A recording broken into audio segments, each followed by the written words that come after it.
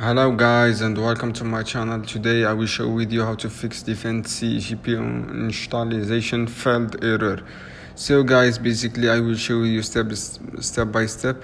You need to search guys on device manager, as you can see here, and click open and expand the display adapter and section. As you can see here, need to rightly go the graphic card and select enable device, and you should be select enable device.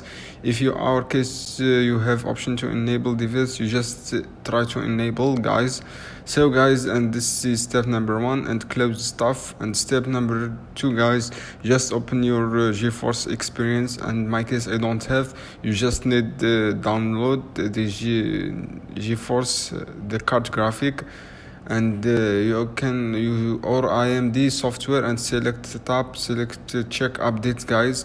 If you are not available to update it listed, you just need to update and make sure your card graphic card guys. After doing, just close the ahead and restart your PC and check the problem. You will solve it. I hope guys that this video helpful. Subscribe to my channel for more.